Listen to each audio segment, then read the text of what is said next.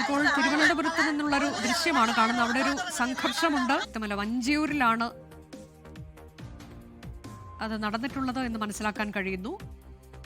നേരത്തെ വഞ്ചിയൂരിൽ ഒരു കള്ളവോട്ട് ആരോപണമൊക്കെ BJP ഉന്നയിക്കുകയും ചെയ്തിരുന്നു. അവിടെ 100-ലേറെ കള്ളവോട്ടുകൾ നടന്നിട്ടുണ്ട് എന്നൊക്കെയുള്ള പരാതി ഇതിനോടകം തന്നെ പോയിട്ടുണ്ട്. BJP അത് നിയമപരമായി തന്നെ മുന്നോട്ട് പോവുകയാണ്. അതിനിടെ ഈ സംഘർഷം അത് എന്തിൻ്റെ പേരിലാണ് എന്നുള്ളത് വ്യക്തമാകുന്നില്ല. നമ്മുടെ പ്രതിനിധി ആ വിഷയത്തിൽ വിശദാംശം നൽകുമെന്നാണ് ഞാൻ കരുതുന്നത്.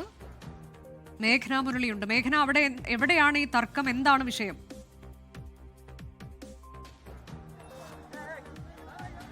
അനുജ, ഞാനിപ്പോൾ നിൽക്കുന്നത് വഞ്ചിയൂർ വാർഡ് ബൂത്ത് നമ്പർ 2 മുന്നിലാണ്. ഇവിടെയാണ് ഇപ്പോൾ CPM പ്രവർത്തകരും അതുപോലെ തന്നെ BJP പ്രവർത്തകരും തമ്മിലൊരു സംഘർഷ സാഹചര്യമുള്ളത്.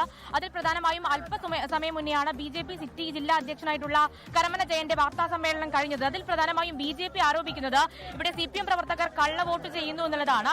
അതിന്റെ ഭാഗമായി തന്നെ നേരത്തെ തന്നെ ചെറിയൊരു സംഘർഷം ഇവിടെ ഉണ്ടായിരുന്നു. അതിൽ കൂടുതൽ CPM പ്രവർത്തകർ ഇവിടെ കള്ളവോട്ട് ചെയ്തു, 100ഓളം കള്ളവോട്ട് ഇവിടെ നടന്നു എന്നുള്ളതാണ് BJP ആരോപിക്കുന്നത്. അതിന്റെ ഭാഗമായുള്ള ഒരു സംഘർഷമാണ് ഇവിടെ നടക്കുന്നത്. അതിൽ BJP പ്രവർത്തകരാണ് ഇപ്പോൾ നമ്മൾ ദൃശ്യങ്ങളിൽ കാണുന്നത്. അവർ പറയുന്നത് ഇവിടെ കൂടുതൽ കള്ളവോട്ട് ചെയ്യുന്നു, അതുപോലെ തന്നെ ഈ ബൂത്ത് നമ്പർ 2-ൽ 200-ലധികം കള്ളവോട്ട് നടന്നു എന്നുള്ളതാണ് BJPയുടെ ഒരു പരാതിയായി വരുന്നത്. ഈ ബൂത്ത് നമ്പർ 2 ഭരിക്കുന്നത് CPM പ്രവർത്തകരാണ് എന്നടക്കമുള്ള ആരോപണങ്ങളും ഇപ്പോൾ BJP ഉന്നയിക്കുന്നുണ്ട്. ഇവിടെ കഴിഞ്ഞ തവണ 256 വോട്ടിനാണ് BJP പരാജയപ്പെടുന്നത്.